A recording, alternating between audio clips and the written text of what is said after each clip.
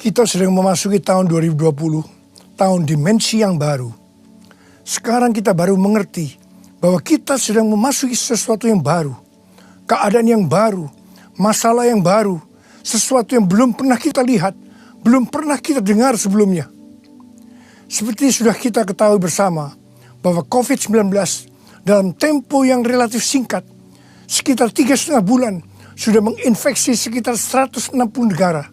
Yang berarti sekitar 80% dari negara-negara di dunia sudah terinfeksi oleh COVID-19. COVID-19 sudah menjadi pandemi. Kita tidak bebas bepergian dan hal-hal lainnya yang membuat hidup kita tidak nyaman lagi. Juga dampak luar biasa yang menyebabkan keadaan perekonomian dunia menuju resesi secara global. Semua ini mengakibatkan orang-orang hidup dalam ketakutan, kekhawatiran yang berkelebihan, dan kepanikan. Hal ini justru mengakibatkan imunitas tubuh menjadi menurun, di mana hal-hal itu akan menyebabkan kematian pada manusia lebih banyak daripada yang diakibatkan oleh virus itu sendiri. Hal ini memang yang dikehendaki oleh iblis. Tetapi justru Tuhan berkata kepada kita, jangan takut. Jangan hidup dalam kekhawatiran. Jangan panik. Sebab dengan tinggal diam dan percaya, disitulah terletak kekuatanmu. Tuhan Yesus berkata, jangan kamu khawatir. Jangan kamu khawatir. Jangan kamu khawatir apa yang akan kamu makan, apa yang kamu minum, apa yang kamu pakai. Semua itu dicari bangsa-bangsa yang tidak mengenal Allah. Tetapi Bapamu yang di sorga tahu bahwa kamu memerlukan semuanya itu. Tetapi carilah dahulu kerajaan Allah dan kebenarannya, maka semuanya itu akan ditambahkan kepadamu. Apa yang saudara butuhkan hari-hari ini? Saya tahu yang saudara butuhkan hari-hari ini supaya tidak takut, tidak khawatir, tidak panik. Kalau saudara mencari dahulu kerajaan Allah dan kebenarannya, saya percaya saudara tidak akan takut lagi, tidak akan khawatir lagi, tidak akan panik lagi. Ketika memasuki tahun 2020, Tuhan mengingatkan perkataan Rasul Paulus dalam 2 Korintus 4 ayat 13. Karena aku percaya, maka aku berkata-kata. Tuhan meminta kepada kita agar kita banyak memperkatakan firman Tuhan karena kita percaya. Kalau kita memperkatakan firman Tuhan karena percaya, terjadilah seperti apa yang kita katakan. Kita diminta untuk memperkatakan Mazmur 91. Janji Tuhan di dalam Mazmur 91 ditujukan kepada orang yang hatinya melekat kepada Tuhan, sehingga menjadikan Tuhan tempat perlindungannya. Tuhan berkata, engkau tidak usah takut terhadap kedahsyatan malam, terhadap panah yang terbang di waktu siang, terhadap penyakit sampar yang berjalan di dalam gelap, terhadap penyakit menular yang mengamuk di waktu petang. Walau 1,000 orang rebah di sisimu dan 10,000 di sebelah kananmu, tetapi itu tidak akan menimpamu. Karena itu saya percaya, kalau hati kita melekat sama Tuhan, kita tidak akan hidup terus-menerus dalam ketakutan, kekhawatiran, dan kepanikan.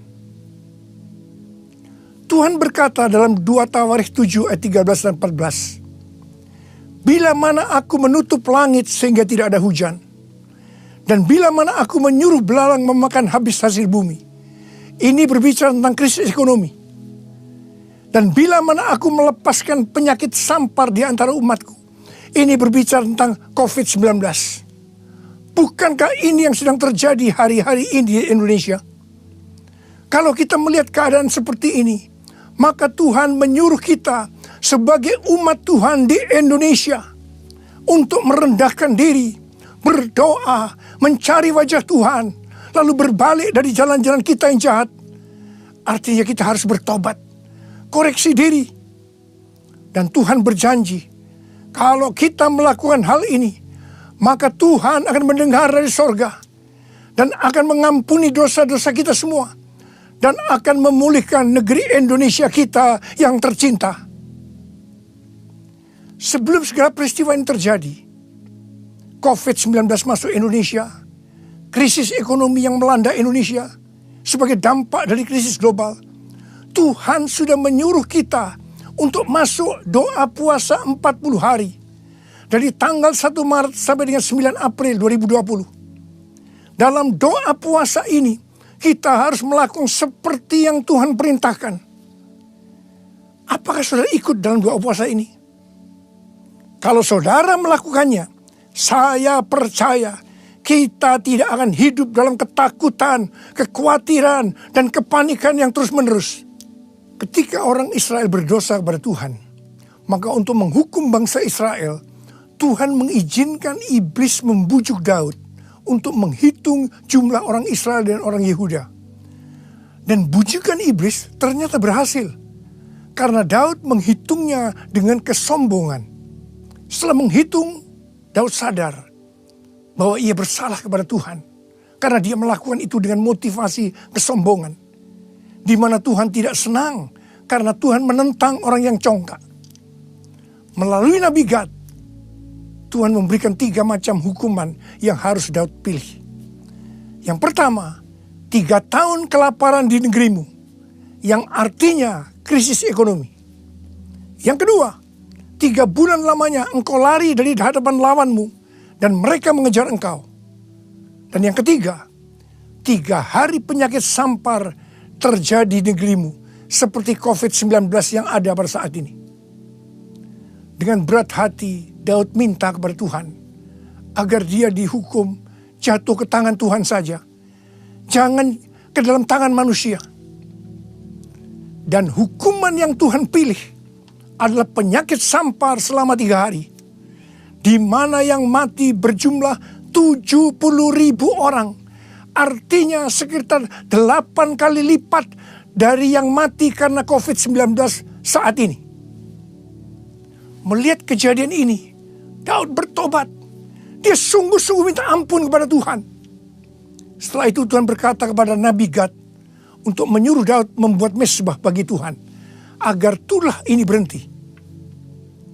Daud membuat mezbah itu di tempat pengirikan Arauna, orang Yebus. Arauna berkata kepada Daud bahwa dia akan menyiapkan segala sesuatunya. Tetapi Daud berkata kepada Arauna, "Aku tidak mau membuat mezbah ini dan mempersembahkan korban bakaran kepada Tuhan dengan gratis. Tetapi aku akan membayar harganya." Jadi, agar tulah itu berhenti, maka Daud melakukan yang pertama, Daud bertobat dan minta ampun sungguh-sungguh pada Tuhan. Dan yang kedua, Daud membuat mezbah dan mempersembahkan korban bakaran kepada Tuhan. Tidak dengan gratis, tetapi ada harga yang harus dibayar. Mezbah berbicara tentang ibadah. Di dalam beribadah kepada Tuhan, tidak dengan gratis, tetapi ada harga yang harus dibayar kepada Tuhan. Apa yang Tuhan minta harus kita berikan, termasuk mempersembahkan tubuh ini sebagai korban persembahan yang hidup, kudus, dan berkenan kepada Tuhan. Termasuk juga harta yang Tuhan titipkan kepada kita. Kalau kita melakukan apa yang dilakukan oleh Daud, kita harus percaya COVID-19 dan segala dampaknya akan selesai.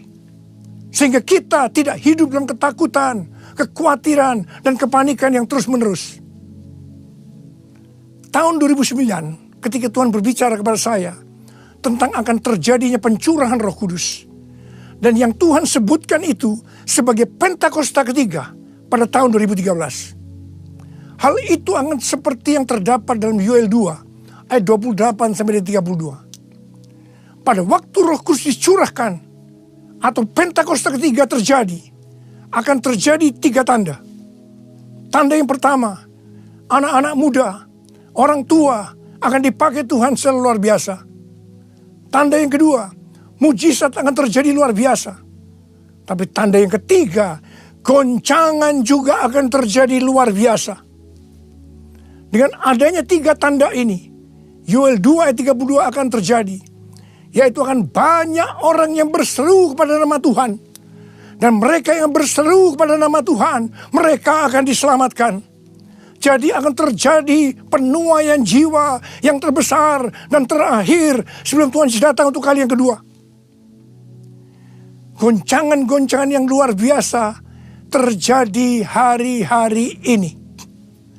Dan kita harus mengerti bahwa Tuhan sedang mencurahkan Roh Kudus-Nya yang luar biasa pada zaman now, yaitu Pentakosta yang ketiga. Seorang hamba Tuhan yang bernama Henk Kuneman, dia mendapat penglihatan tentang angin, yaitu angin Roh Kudus, angin dari Tuhan yang turun di Jakarta dan sekitarnya, yang membuat goncangan yang keras. Dan dia juga berdoa untuk Indonesia agar terjadi kebangunan rohani. Ini adalah Pentakosta yang ketiga. Kalau kita mengerti akan hal ini, kita tidak akan hidup dalam ketakutan, kekhawatiran, dan kepanikan yang terus-menerus. Tetapi justru kita akan bersiap-siap untuk melihat apa yang telah Tuhan katakan selama ini tentang Pentakosta ketiga, yaitu anak-anak muda, generasi Yeremia akan bangkit. Amanat agung Tuhan Yesus akan selesai, di mana orang-orang akan menjadi murid Tuhan Yesus. Dan Tuhan Yesus akan datang kembali untuk kali yang kedua. Tuhan juga berpesan agar kita banyak berbahasa roh. Sebab sesuai dengan penyelidikan yang dilakukan oleh ahli bedah otak dari Oral Roberts University, bahwa orang yang berbahasa roh akan meningkatkan sistem imunnya sebesar 35-40%. Sehingga tidak mudah terinfeksi COVID-19. Pada bulan Oktober 2019, Daniel Kolenda yang sekarang menjadi pengganti Reinhard Bonnke mengundang saya ke Brasil. Sebab di Brasil ada gerakan anak-anak muda yang luar biasa dalam acara The Send Brasil. Mereka menyiapkan suatu stadion di Sao Paulo yang kapasitasnya sekitar 80.000 kursi. Ketika tiketnya dijual untuk acara The Send Brasil ini, kurang dari 6 jam tiketnya sold out. Yang waiting list sangat banyak. Kemudian mereka mencari stadion kedua di Sao Paulo, di mana tiketnya sekitar 3 hari sold out juga. Ternyata yang waiting list masih banyak. Mereka mencari stadion yang ketiga, dan mereka mendapatkan stadion di Brasilia, ibu kota Brasil. Acara The Send Brasil dilakukan hanya 1 hari, yaitu tanggal 8 Februari 2020. Dari jam 10 pagi sampai jam 10 malam. Jadi selama 12 jam non-stop. Pujian, penyembahan, khotbah saling bergantian. Saya datang ke Brasil untuk mengimpartasikan api Pentakosta ketiga. Jadi pada waktu undangan saya terima pada bulan Oktober 2019 itu, saya bertanya kepada Tuhan, Tuhan, kok Brasil duluan ya yang mengalami pencurahan Roh Kudus untuk anak-anak muda? Tuhan menjawab, kamu kan tidak tahu apa yang akan terjadi pada beberapa bulan yang akan datang. Saya tidak mengerti jawaban Tuhan. Tetapi saya hanya perkatakan, sampai pada waktu itu kita masuk doa puasa 40 hari. Di mana terjadi keadaan seperti sekarang ini.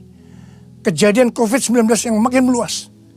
Dan Tuhan berkata kepada saya, ini yang aku maksudkan dengan kejadian yang akan terjadi pada beberapa bulan yang akan datang.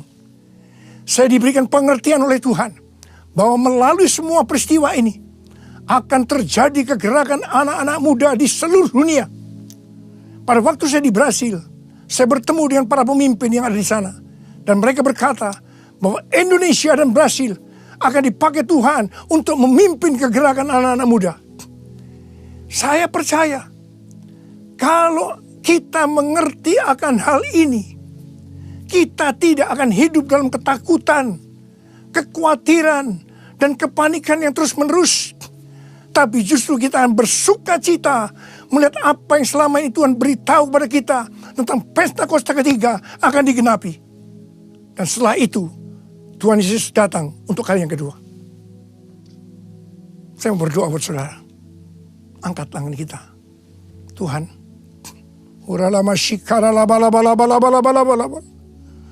Hamba-Mu sudah menyampaikan isi hatimu Tuhan. Tuhan, pesan-Mu, kami tidak boleh takut, khawatir, panik secara terus-menerus. Justru kami harus bersuka cita melihat semua ini. Melihat apa yang Tuhan janjikan selama ini. Itu akan terjadi. Tuhan, berkati anak-anak-Mu Tuhan. Engkau berikan pada kami pengertian demi pengertian. Tolong anak-anak-Mu. Engkau jagai mereka. Tutup bungkus mereka semua dengan kuasa darah-Mu Tuhan.